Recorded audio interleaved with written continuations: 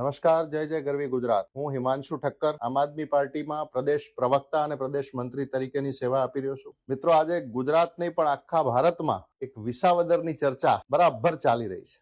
ગોપાલ ઇટાલિયાને હરાવવા માટે ઉપરથી નીચે સુધી ભારતીય જનતા પાર્ટીની આખી ફોજ કામે લાગી છે। વિચારો એક યુવાનની તાકાત કેટલી। મિત્રો, હું લોહાણા સમાજની અનેક સંસ્થાઓમાં કામ કરી ચૂક્યો છું। મને સેવા કરવાનું સૌભાગ્ય સાંપડ્યું છે। ત્યારે લોહાણા સમાજના દીકરા તરીકે, એક રઘુવંશી તરીકે પક્ષને સાઈડમાં મૂકીને પણ સત્યની સાથે રહીને અત્યારે લોકશાહીનું ગળું દબાવવાના જે પ્રયત્નો થઈ રહ્યા છે ને, તેની સામે જો આપણે નહીં બોલીએ ને તો આવનારી પેઢીઓ આપણને માફ નહીં કરે।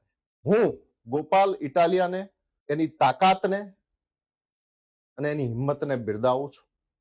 આપ સૌને વિનંતી છે કે વિસાવદરની સીટ ઉપરથી ભારતીય જનતા પાર્ટીના લોકો દ્વારા જાત જાતના પેંતરા રચીને જે નેગેટિવિટી ફેલાવવામાં આવી રહી છે તેને નજરઅંદાજ કરીને જો આપણે સૌ સાથે મળીને ગોપાલ ઇટાલિયાને જીતાડીએ ને તો એ લોકશાહીની જીત છે, એ જનતાના અવાજની જીત છે। હું ફરીને એક રઘુવંશીના દીકરા તરીકે આપને વિનંતી કરું છું કે આપણા જનસામાન્યના પ્રશ્નો એ ખાલી વિસાવદરના નહીં પરંતુ આખા ગુજરાતના ક્યાંયથી હશે ને તો આ ગોપાલ ઇટાલિયા જેવા સક્ષમ અને ભણેલા ગણેલા યુવાનો વિધાનસભામાં ગજવશે અને એમાં લોકતંત્રની જીત થશે।